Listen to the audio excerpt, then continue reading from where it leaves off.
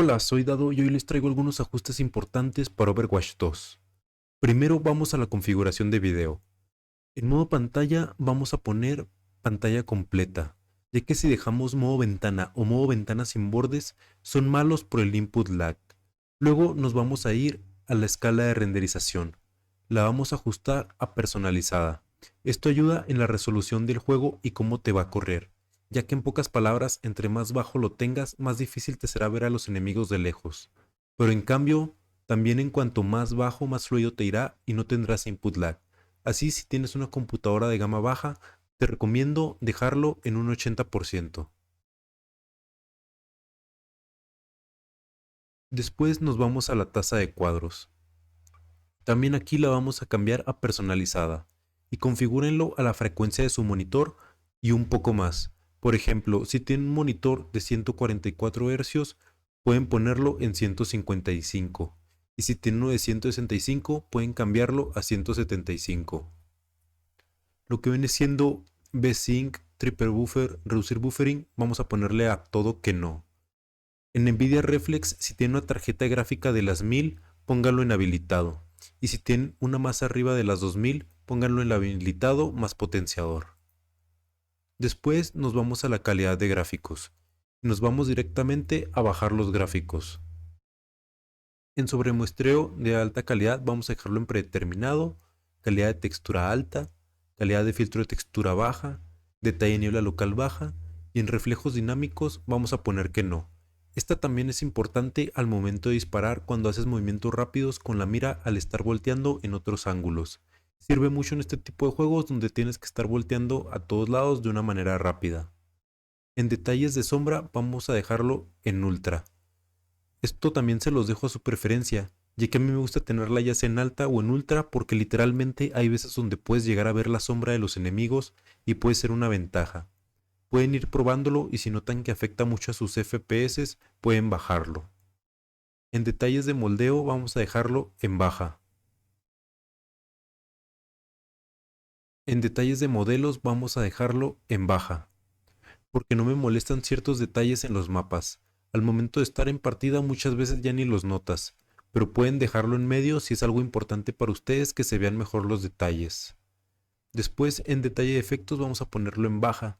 Este también se puede considerar importante ya que si no tienes problemas con tus FPS puedes configurarlo en alta o ultra y te darás cuenta que hay algunas habilidades que emiten cierta luz y podrías llegar a ver si hay algún enemigo en alguna esquina.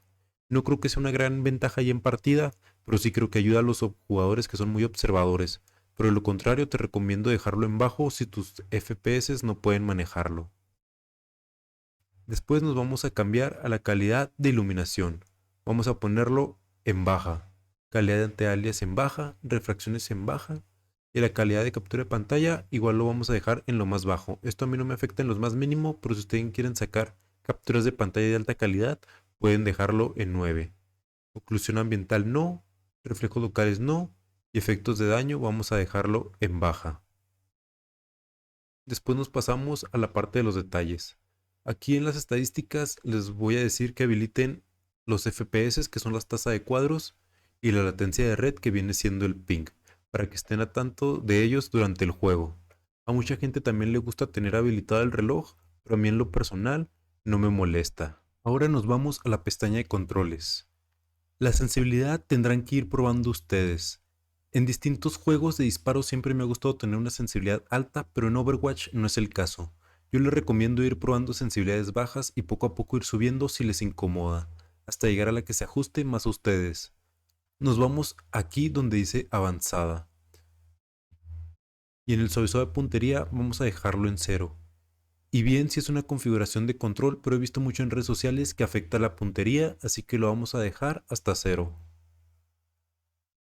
Y de aquí pueden configurar la mira a como deseen, incluso por héroe si quieren tener una mira específica para cada héroe.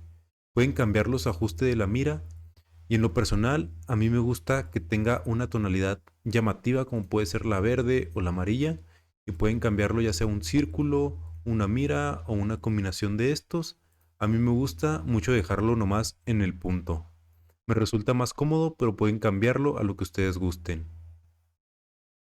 En la barra de salud de aliados vamos a dejarlo en predeterminado.